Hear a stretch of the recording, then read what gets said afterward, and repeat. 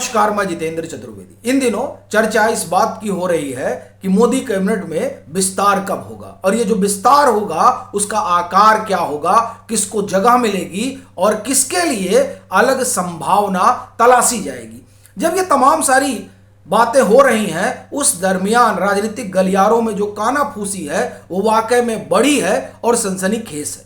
कहा जा रहा है कि देश को सिर्फ वित्त मंत्री ही नया नहीं मिलेगा, रक्षा मंत्री भी नया मिल सकता है और शिक्षा मंत्री भी। यह खबर अपने आप में बहुत चौंकाने वाली है क्योंकि वित्त, रक्षा और शिक्षा ये वो मिनिस्ट्री है जो बहुत पावरफुल मिनिस्ट्री मानी जाती है। शिक्षा तो सीधे तौर पर आप कहें कि वहां माना जाता है कि संघ जिस तरह से चाहता है उस तरह का निर्णय होता है, और वित्त और रक्षा तो आप जान ही रहे हैं कि सीसीएस में ये शुमार होते हैं जो इसके मंत्री हैं। अब यहां अगर फेरबदल हो रहा है तो इसका मतलब ये हुआ कि जो मोदी मंत्रिमंडल का आकार होने वाला है वो आकार एकदम अलग प्रकार का होगा और उसमें कुछ चीजें ऐसी होंगी जो आने वाले चुनाव के तहत होंगी, यानी 2029 को रिप्रेजेंट करेंगी। लेकिन सवाल यह है कि भाई ये कहा तो जा रहा है कि ये सब हो रहा है, तो इन सब में जो एक सबसे बड़ा नाम है वो राजनाथ सिंह का है, दूसरा बड़ा नाम निर्मला सीतारमण का है, तीसरा बड़ा नाम धर्मेंद्र प्रधान का है। तो प्रश्न यह है कि क्या इन लोगों के लिए कुछ और देखा जा रहा है, और उसमें भी बड़ी बात है राजनाथ सिंह की। राजनाथ सिंह का तो ऐसा नहीं है ना कि आपने कहा कि आपको हटाया जा रहा है। राजनाथ सिंह कद्दावर नेता है बीजेपी के, उनका एफएम, एचएम और पीएम इनसे तो संबंध है ही है, साथ ही साथ संघ का वर्धस्त है। तो जाहिर सी बात है कुछ तो उनके लिए देखा गया होगा। तो क्या देखा गया है ये थोड़ा समझेंगे। इसके अलावा ये भी जानने की कोशिश करेंगे कि ये जो फेरबदल हो रहा है इस फेरबदल में एक चर्चा डिप्टी पीएम वाली है।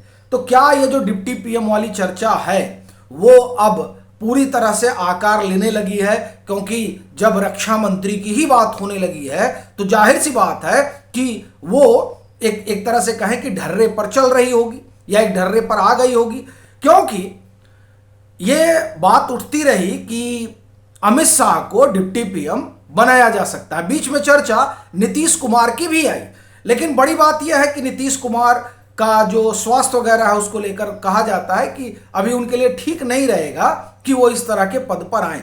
और वैसे भी जो होम मिनिस्टर होता है वो डिप्टी पीएम का कार्यभार संभालता है, यानी चलन यही रहा है। अगर हम एनडीए की बात करें तो आडवाणी साहब थे और अमित शाह इस समय गृह मंत्री हैं, लेकिन उसमें अटकाव कहां था? अटकाव था कि राजनाथ सिंह है।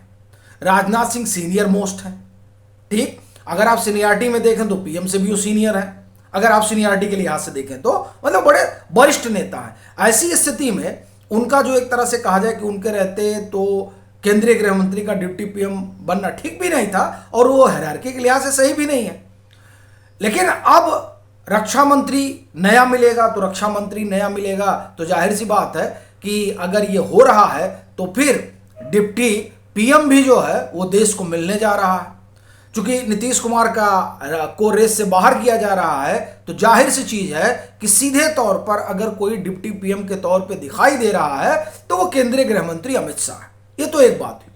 दूसरी बात हम लोग थोड़ा राजनाथ सिंह की कर लेते हैं, फिर आगे संभावित जो मंत्रिमंडल है उस पर बात करेंगे। देखिए, राजनाथ सिंह वाला जो मसला है वो मसला इसलिए उठ रहा है क्योंकि 2027 में राष्ट्रपति का चुनाव होना। अब वो जो चुनाव है उस लिहाज से एक योग्य कैंडिडेट की तलाश शुरू हो चुकी है, और उस योग्य कैंडिडेट में अगर कोई नाम सबसे आगे है तो वो राजनाथ सिंह है, ठीक। एक बात। दूसरी बात, राजनाथ सिंह कहा जा रहा है कि इच्छुक भी हैं कि वो कम से कम राष्ट्रपति बने। उसका एक कारण यह भी है कि बीजेपी परिवारवाद के खिलाफ हमेशा झंडा जो है वो उठाए चलती रही है। ऐसी परिस्थिति में देखिए, उनके जो एक पुत्र तो उनके सक्रिय है ही हैं, विधायक है पंकज सिंह, दूसरे नीरज सिंह वो भी एक्टिव हो गए, उनको बाकायदे संगठन में जगह दी गई है। तो बीजेपी के लिए बड़ी मुश्किल हो जाएगी। ध्यान होगा आप लोगों को कि 2024 के लोकसभा चुनाव से पहले की बात है, जब सदन में पीएम ने कहा था कि भाई देखिए, परिवारवादी पार्टियों वो हैं जिनको परिवार चला रहा है। यहां राजनाथ सिंह के अगर बेटे हैं तो वो ऐसा नहीं है कि परिवार की वजह से आए हैं, उन्होंने अपना काम किया है, ठीक है। तो आप, मेरा कहना यह है कि प्रधानमंत्री को स्पष्टीकरण देना पड़ा। ये आरोप जो लगता रहा कि भाई देखिए अमित शाह के लड़के भी हैं, राजनाथ सिंह के भी लड़के हैं, और आप कहते हैं कि हम परिवारवाद के विरोधी हैं, तो पीएम ने यह स्पष्टीकरण दिया था। यानी परिवारवाद वाला जो मसला है वो मसला पीएम के लिए एक तरह से कहा जाए कि बड़ी अकवर्ड सिचुएशन खड़ा करेगा, अगर जिस तरह का पदोन्नति जो है वो नीरज सिंह की हुई है। तो इसलिए माना जा रहा है कि राजनाथ सिंह भी इस तरह का कुछ हो पार्टी पे, तो ऐसा वो भी नहीं चाहते हैं। और फिर उन्होंने भी संभवतः अब तय कर लिया है कि हमें कहाँ होना चाहिए और फिर हमारी जगह किन लोगों को आगे बढ़ना चाहिए। तो जिस तरीके से कहा जा रहा है कि नीरज सिंह का कद बढ़ाया गया है, उसके जरिए कम से कम यह स्पष्ट संकेत राजनाथ सिंह ने दे दिया है कि अब वो यहां से जाने का मन बना रहे हैं। और जब वो मन बना रहे हैं तो जो अगला पड़ाव हो राष्ट्रपति का ही है। ये बात बड़ी महत्वपूर्ण इसलिए है क्योंकि पीछे एक बड़ी बैठक हुई थी। उस बैठक की खबर मीडिया में नहीं हुई थी, लेकिन वो जो बैठक है वो इसलिए बड़ी महत्वपूर्ण थी क्योंकि वो बैठक राजनाथ सिंह के यहां हुई थी, और चर्चा है कि उस बैठक में प्रधानमंत्री खुद मौजूद थे। या आप समझिए, अमूमन जो बैठकें होनी है वो अगर पीएम हैं हिंदुस्तान में, वो विदेश दौरे पर नहीं है, वो दिल्ली में है, तो बैठक प्रधानमंत्री के आवास पर होती है। लेकिन ये कहीं खबर नहीं हुई। एक बैठक हुई जब पीएम अभी लौट कर आए G7 से, उसके बाद की बात बता रहा हूं। वो उस बैठक को लेकर राजनीतिक गलियारों में चर्चा बहुत थी कि आखिर में ऐसा क्या हो रहा है भाई कि वहां खुद पीएम पहुंचे हुए हैं।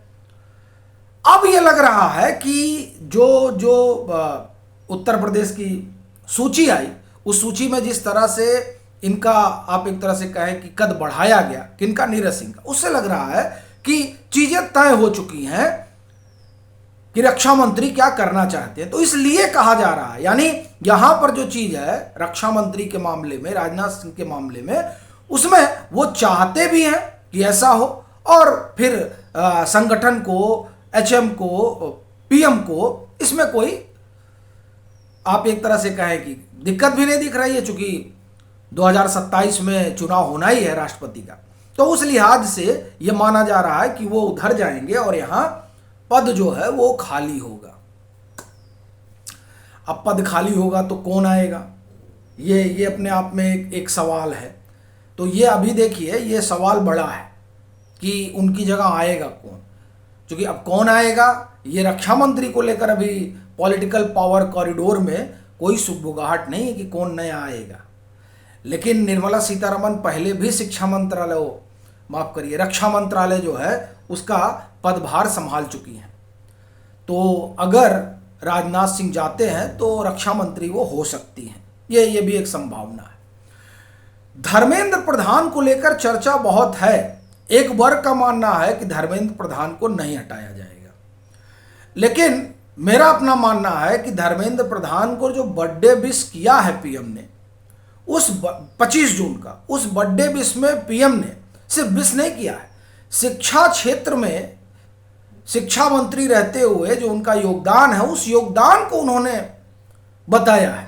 अब योगदान वगैरह तभी बताया जाता है जब आपकी पारी खत्म हो जाए, उसके पहले तो योगदान नहीं बताया जाता है। तो इसलिए मेरा मानना है कि शिक्षा मंत्री जाएंगे। जाने मतलब वो मंत्रिमंडल से बाहर नहीं जाएंगे, उनको कोई और पोर्टफोलियो दिया जाएगा। वित्त मंत्री के तौर पर शक्तिकांत दास की बात हो रही है, उसमें पीयूष गोयल भी शामिल है। इसके अलावा संजीव बालियान का एक नाम है। मैं वित्त मंत्री के लिए नहीं, मंत्री बनने की रेस वाली बात मैं बता रहा हूं कि मंत्री बनने के लिए वित्त मंत्री का और रक्षा मंत्री का और शिक्षा मंत्री का तो हमने बता दिया। इनके अलावा संजीव बालियान की एंट्री हो सकती है। उत्तर प्रदेश का चुनाव है, पश्चिम का मामला है, और रालोद कह रहा है कि हमारा भी थोड़ा बढ़ा दीजिए। जयंत चौधरी कि हमको भी कुछ, तो वो अपनी बात कर रहे हैं। इसके अलावा अगर आप उत्तर प्रदेश से कहें तो जगदम्बिका पाल की भी लोग चर्चा कर रहे हैं, चर्चा लोग हरीश द्विवेदी की भी कर रहे हैं। ये सब हो सकता है। राघव चड्ढा वगैरह की चर्चा चल रही है, उससे आप वाकिफ हैं, इसलिए उधर नहीं जाएंगे। एक आप ये कहें कि थोक में मंत्री बदले जाएंगे, ये भी आप जान रहे हैं, तो उस पर भी नहीं जाएंगे, क्योंकि तकरीबन आप मान के चलिए कि 2 दर्जन यानी 24-25 नए चेहरे आ रहे हैं। तो ये तमाम सारी चीजें हैं सुर्खियों में। बड़ी बात ये थी रक्षा मंत्री वाली।